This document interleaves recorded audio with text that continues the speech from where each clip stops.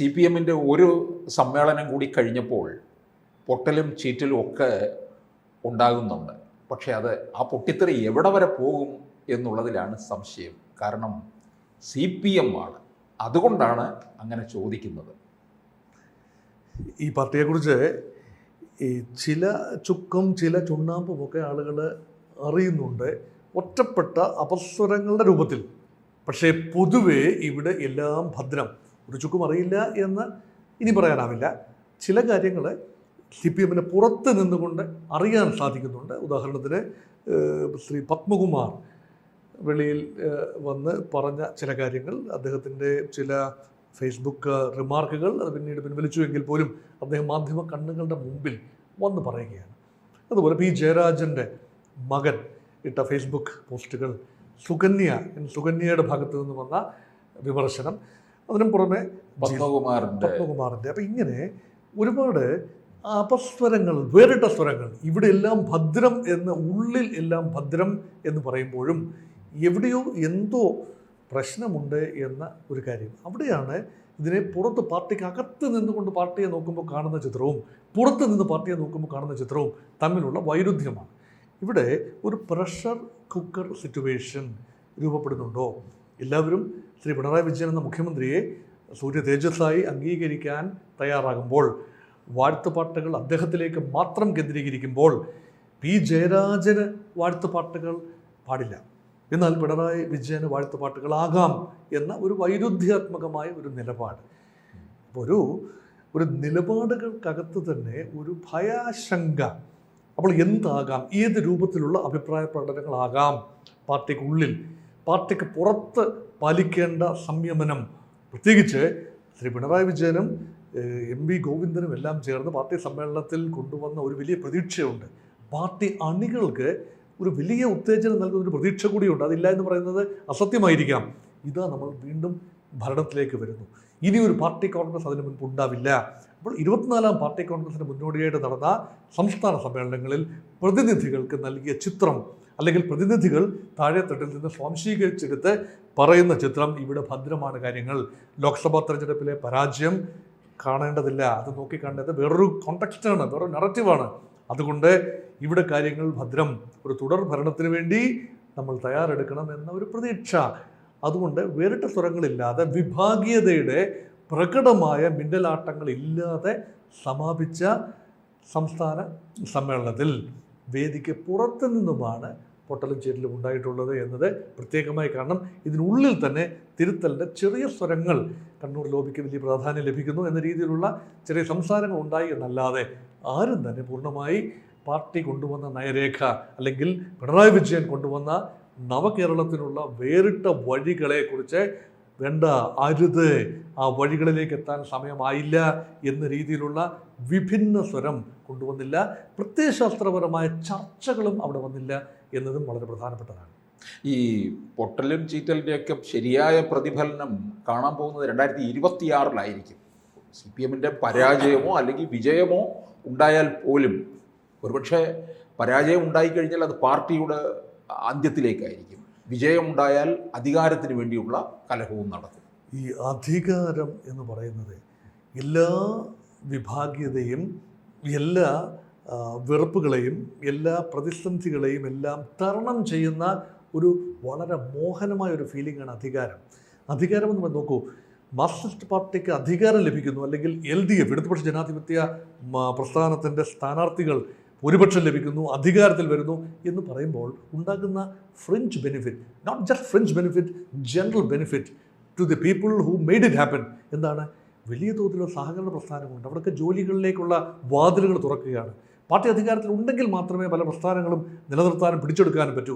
അതുപോലെ employment exchange വഴിയുള്ള ജോലികൾ, സ്ഥിരനിയമനങ്ങൾ ഉൾപ്പെടെയുള്ള ചില കാര്യങ്ങൾ, അവിടെ എല്ലാം തന്നെ മന്ത്രിയുടെ ഓഫീസിൽ നിന്നോ പാർട്ടിയുടെ നേതാക്കളുടെ കത്തോടുകൂടിയോ വരുന്നവർക്ക് മാത്രമാണ്. ലിസ്റ്റുകൾ പോലും തയ്യാറാക്കപ്പെടുന്നത് പലപ്പോഴും പാർട്ടിക്ക് വേണ്ടപ്പെട്ടവരെ മാത്രം തിരഞ്ഞെടുത്താണ്. അതുകൊണ്ട് ജോലികളിലേക്കുള്ള ആളുകളുടെ വരവ്, അത് മാത്രമല്ല ഈ പാർട്ടിയോടൊപ്പം ചേർന്ന് നിന്നാൽ ലഭിക്കുന്ന ചില ആനുകൂല്യങ്ങളുണ്ട്, ചില ബിസിനസ് ആനുകൂല്യങ്ങൾ ഉൾപ്പെടെയുണ്ട്. അപ്പോൾ പാർട്ടിയിലൂടെ നടത്തുന്ന ചില തർക്ക പരിഹാരങ്ങളുണ്ട്. അതൊക്കെ മതിയാകും എന്ന് ചിന്തിച്ച് സ്വച്ഛന്തമായി ജീവിക്കാൻ ആഗ്രഹിക്കുന്ന ഒരു വിഭാഗം ആളുകൾ ഇവിടെയുണ്ട്. അതുകൊണ്ട് മാറ്റങ്ങൾ കൊണ്ടുവരാനും കോൺഗ്രസിന് പറ്റില്ല, BJPക്ക് പറ്റില്ല. ശക്തമായ പ്രതിപക്ഷമായിരിക്കും ഇടതുപക്ഷം. അതുകൊണ്ട് എന്ത് നയവ്യതിയാനം കേരളത്തിലുണ്ടായാലും സ്വകാര്യ മൂലധനം വലിയ തോതിൽ ഉപയോഗിച്ചുകൊണ്ട് വിദ്യാഭ്യാസ രംഗത്തും ആരോഗ്യരംഗത്തും വിപ്ലവകരമായ മാറ്റങ്ങൾ കൊണ്ടുവരാൻ UDF ശ്രമിച്ചാൽ കഠിനമായ എതിർപ്പുണ്ടാകും LDFിൻ്റെ ഭാഗത്ത്. എന്നാൽ LDF തന്നെ മുന്നിട്ടിറങ്ങുമ്പോൾ അത് നടത്തിയെടുക്കാൻ ആഗ്രഹിക്കുന്നവർക്ക് കാതുകൾക്ക് ഇമ്പം തന്നെയാണ്. അവരെന്താണോ ആഗ്രഹിക്കുന്നത്, കുത്തകകൾ എന്താണോ ആഗ്രഹിക്കുന്നത്, മൂലധനം നിക്ഷേപിക്കാൻ വരുന്നവർ എന്താണോ ആഗ്രഹിക്കുന്നത്, അത് തന്നെ പാർട്ടി ജനറൽ സെക്രട്ടറിയും സംസ്ഥാന മുഖ്യമന്ത്രിയും പാർട്ടി വേദികളിൽ പറയുമ്പോൾ അവർക്ക് ആനന്ദിക്കാൻ വകയുണ്ട്. ഒരു കാര്യത്തിൽ മാത്രമാണ് ആശങ്ക, അത് ഈ പറയുന്നതല്ലാതെ താഴെത്തട്ടിൽ അല്ലെങ്കിൽ വർഗ ബഹുജന സംഘടനകളും പോഷക സംഘടനകളും SFIയും DYFIയും KSKTUവും CITUവും ഉൾപ്പെടെയുള്ള പോഷക സംഘടനകൾ അവർ ഇതിനെ എങ്ങനെയാണ് കാണുന്നത്?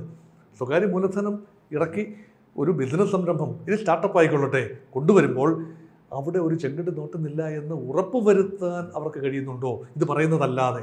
അപ്പോൾ അവിടെയാണ് ഈസ് ഓഫ് ഡൂയിങ് ബിസിനസ് എന്ന് പറയുന്നത്. മേൽത്തട്ടിൽ ഓക്കെ, നയപരമായിട്ട് ഓക്കെ, പക്ഷേ താഴെത്തട്ടിൽ വരികയും പാർട്ടിയുടെ താഴെത്തട്ടിലുള്ള പ്രവർത്തകരുടെ മനോഭാവത്തിൽ മാറ്റമുണ്ടാവുകയും ചെയ്യുമ്പോൾ മാത്രമാണ് യഥാർത്ഥത്തിൽ ഈ പറയുന്നതും പ്രവൃത്തിയും തമ്മിൽ യോജിക്കുന്നത്. അല്ല എങ്കിൽ ഇത് കേവലം മേനി പറച്ചിൽ മാത്രമായി ഒതുങ്ങുമെന്നുള്ളതാണ്. പക്ഷേ ഈ പൊട്ടലിച്ചീറ്റിലുമൊക്കെ തുടർന്ന് അങ്ങോട്ട് പോകുമോ ഇല്ലയോ എന്നുള്ളതാണ് സംശയം. കാരണം അത് CPM ആകുമ്പോൾ ഇതിങ്ങനെയൊക്കെ തന്നെ കൊണ്ടങ്ങ് അവസാനിക്കും. ഫേസ്ബുക്ക് പോസ്റ്റ് ഇട്ട് കഴിഞ്ഞാൽ മണിക്കൂറുകൾക്ക് അത് പിൻവലിക്കും. അന്നേരത്തെ ഒരു വികാര വിക്ഷോഭമാണ് എനിക്കുണ്ടായത് എന്നൊക്കെയാണ് ഇപ്പോൾ പത്മകുമാർ പറയുന്നത്. 52 വർഷത്തെ സേവനം, അതിനകത്തൂടെ അവഹേളനം, വഞ്ചന, ചതി എന്നൊക്കെയാണ് പറഞ്ഞ് പോസ്റ്റ് ഇട്ടിരിക്കുന്നത്. പത്മകുമാർ പറയുന്നതിനകത്ത് വലിയൊരു കാര്യമുണ്ട്. എന്തുകൊണ്ട് പത്മകുമാർ പാർട്ടി വേദിയിൽ ഇത് പറഞ്ഞില്ല? അദ്ദേഹം ജില്ലാ സെക്രട്ടേറിയറ്റിലുണ്ട്, ജില്ലാ കമ്മിറ്റിയിലുണ്ട്. പക്ഷേ സംസ്ഥാന സമിതിയിലേക്ക് ഉൾപ്പെടുത്തപ്പെടാനുള്ള യോഗ്യത അദ്ദേഹത്തിനില്ല. അദ്ദേഹത്തിന് ഇത്രയും 52 വർഷത്തെ പാർട്ടി പരിചയം അവഗണിച്ചുകൊണ്ട് കേവലം 9 വർഷത്തെ പാർട്ടി പരിചയം മാത്രമുള്ള MLA ആയ 2 തവണ MLA പദം, 1 തവണ മന്ത്രിപദം നൽകിയ സ്വന്തം ജില്ലക്കാരിയായ വീണ ജോർജ്, പത്തനംതിട്ടക്കാരിയായ വീണ ജോർജിന് അവസരങ്ങളെല്ലാം കൊടുക്കുമ്പോൾ പ്രത്യേക ക്ഷണിതാവായി സംസ്ഥാന കമ്മിറ്റിയിൽ വരികയാണ്. 89 അംഗ സംസ്ഥാന കമ്മിറ്റിയിൽ എന്തുകൊണ്ട് പത്മകുമാറിനെ ഉൾപ്പെടുത്തിയില്ല എന്നൊരു ന്യായമായ ചോദ്യമാണ്. ഉൾപ്പെടുത്തേണ്ടത് പാർട്ടിക്കുള്ളിൽ രൂപപ്പെടേണ്ട അല്ലെങ്കിൽ ഉന്നത നേതൃത്വത്തിൻ്റെ ചിന്തയിൽ വരേണ്ട ഒരു പേരായിരുന്നു. പക്ഷേ അത് വന്നില്ല. അതിനുള്ള കാരണങ്ങളെക്കുറിച്ച് ഇപ്പോഴും അജ്ഞാതമാണ്. പക്ഷേ അതെന്തുകൊണ്ട് പാർട്ടി വേദിയിൽ പറഞ്ഞില്ല എന്ന ചോദ്യത്തിന് ഉത്തരമുണ്ട് പത്മകുമാറിന്. ആ ഉത്തരം ഇങ്ങനെയാണ്: പാർട്ടി വേദിയിൽ പറഞ്ഞിട്ട് എന്ത് കാര്യം? അവർ ഓൾറെഡി തീരുമാനങ്ങൾ എടുത്തു വെച്ചിരിക്കുകയല്ലേ. അതുകൊണ്ട് ഇങ്ങനെയാണ് കാര്യങ്ങൾ നടക്കുന്നത് എന്ന് പൊതുസമൂഹത്തിന് മുന്നിൽ വന്ന് ക്യാമറ കണ്ണുകളുടെ മുമ്പിൽ വെച്ച് പറഞ്ഞെങ്കിൽ മാത്രമേ ഈ പറയുന്നതിന് ഒരു ട്രാക്ഷൻ ലഭിക്കൂ. അങ്ങനെ ജനം അറിയൂ. പാർട്ടി വേദികൾ പറയുന്നത് ചിരട്ട കമത്തി വെച്ചിട്ട് അതിൻ്റെ പുറത്ത് വെള്ളം ഒഴിക്കുന്ന മാതിരിയാണ്, ചേമ്പിലപ്പുറത്ത് വെള്ളം വീഴുന്നത് മാതിരിയാണ്, ഒഴുകിപ്പോകും. വെറുതെയാണ്, വീൺ വാക്കുകളാണ്, കടലിൽ കായം കലക്കിയ പോലെയാണ്. അവിടെയാണ് പത്മകുമാറിൻ്റെ പരിഭവം. P. ജയരാജൻ്റെ പരിഭവം വളരെ വലിയ പരിഭവം തന്നെയാണ്. അദ്ദേഹമാണ് കണ്ണൂരിലെ കമ്മ്യൂണിസ്റ്റ് പാർട്ടി ആരാണെന്ന് ചോദിച്ചാൽ, വ്യക്തിയെ ചൂണ്ടിക്കാണിച്ചാൽ അത് P. ജയരാജൻ തന്നെയാണ്. വർഷങ്ങളായി അദ്ദേഹത്തിന് വീരപരിവേഷമാണുള്ളത്. അണികളുടെ ഈ ആവേശമാണ് പലപ്പോഴും സംഘടനാ പ്രവർത്തനവും വോട്ടും ഒക്കെ ആകുന്നത്. ഒരു ആവേശത്തിൻ്റെ തിരതള്ളൽ വേണ്ട എന്ന് പറഞ്ഞ് കറക്റ്റ് സംഘടനാ രീതികളിലൂടെ ചിട്ടയായ പ്രവർത്തനം അതൊക്കെ ഒരു വശത്തുണ്ട്. പക്ഷേ P. ജയരാജൻ നൽകുന്ന ഒരു സ്റ്റെബിലിറ്റി, സോളിഡിറ്റി, ആ ലൈൻ വേണ്ട എന്നാണ് ഇപ്പോൾ പറയുന്നത്. P. ജയരാജനെ വേണ്ട എന്നല്ല, P. ജയരാജൻ കൊണ്ടും തന്നെയാണ്. അതായത് ഒരു K. സുധാകരൻ ഒരു വശത്ത് കോൺഗ്രസിന് വേണ്ടി, P. ജയരാജൻ മറുവശത്ത്, ഇതൊക്കെ കൊടുത്തും തന്നെയാണ് മുന്നോട്ട് പോകുന്നത്. P. ജയരാജൻ്റെ തലയിൽ വെടിയുണ്ടയുമായി, കഴുത്തിലോ തലയിലോ വെടിയുണ്ടയുമായി ജീവിക്കുന്ന ഇതിഹാസ പുരുഷൻ. അപ്പം അങ്ങനെ ഒരു വാഴ്ത്തുപാട്ടുകളൊക്കെ ഒരുപാടുള്ള സ്ഥലമാണ്. രണ്ട് ഭാഗത്തും, കോൺഗ്രസിൻ്റെ ഭാഗത്തും CPMൻ്റെ ഭാഗത്തും BJPയുടെ ഭാഗത്തും എല്ലാം തന്നെ ധീര യോദ്ധാക്കളാണ് അവിടെ. കണ്ണൂരിൻ്റെ രാഷ്ട്രീയം അങ്ങനെയാണ്. അവിടെ P. ജയരാജനെ സെക്രട്ടേറിയറ്റിൽ, അദ്ദേഹത്തിന് 72 വയസ്സ് കഴിഞ്ഞ് 73ലേക്ക് എത്തി നിൽക്കുന്നു. ഈ തവണ പരിഗണിച്ചില്ല എന്ന് പറയുമ്പോൾ സംസ്ഥാന സെക്രട്ടേറിയറ്റിൽ വരാനുള്ള, അതായത് ഉന്നത നേതൃസമിതിയിൽ വരാനുള്ള യോഗ്യത P. ജയരാജനില്ല എന്ന് പാർട്ടിയുടെ അഭിനവ നേതാക്കന്മാർ ചിന്തിച്ചു, ഉറപ്പിച്ചു. അതുകൊണ്ട് പി ജയരാജൻ പാർട്ടി വിട്ട് പുറത്തു പോകാനൊന്നും പോകുന്നില്ല. പക്ഷേ അദ്ദേഹത്തോട് പാർട്ടി കാട്ടേണ്ടിയിരുന്ന കരുണ, അംഗീകാരം ഒന്നും തന്നെ നൽകുകയോ കാട്ടുകയോ ചെയ്തില്ല എന്ന പരിഭവമാണ് മുടിച്ചു നിൽക്കുന്നത്. ഇതൊക്കെ ഒരുപക്ഷെ പിണറായിയുടെ താല്പര്യത്തിന് വിധേയമായിട്ടായിരിക്കാം ഇത്തരത്തിലുള്ള കാര്യങ്ങളിലേക്ക് നീങ്ങിയതെന്ന് കരുതാം. അത് കൃത്യമായിട്ട് പറയാൻ സാധിക്കും. കാരണം അത് ഒരു പന്തിയിൽ രണ്ട് വിളമ്പാണ്. ഇ പി ജയരാജനെ ചേർത്ത് പിടിക്കുന്ന 75-ലെത്താൻ മാസങ്ങളെ ഇല്ല, ദിവസങ്ങളേ ഉള്ളൂ. അദ്ദേഹത്തെ ചേർത്ത് പിടിച്ചു. വയസ്സിൻ്റെ ആനുകൂല്യം അദ്ദേഹത്തിന് നൽകി. പക്ഷേ പ്രധാനപ്പെട്ട പല നേതാക്കളെയും വയസ്സിൻ്റെ കാര്യം പറഞ്ഞുകൊണ്ടും 2 ടേം MLA-ഷിപ്പ് പറഞ്ഞുകൊണ്ടും എല്ലാം വെട്ടി നിർത്തിയ പാരമ്പര്യമുണ്ട്. വലിയ പാർട്ടിയുടെയൊക്കെ ഒരു വലിയ സമ്പത്തല്ലേ ജി സുധാകരനൊക്കെ ഇല്ലാത്ത ഒരു ഉന്നത നേതൃത്വം എന്ന് പറയുമ്പോൾ അതൊക്കെ ചിന്തിക്കാനാവുമോ പാർട്ടിക്ക്?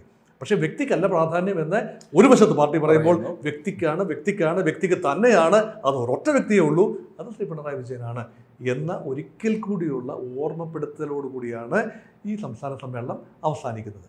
കൂടുതൽ വാർത്തകളും വിശേഷങ്ങളും നിങ്ങളിലേക്ക് എത്താൻ ABC മലയാളം സബ്സ്ക്രൈബ് ചെയ്യുക, ബെൽ ബട്ടണും അമർത്തുക.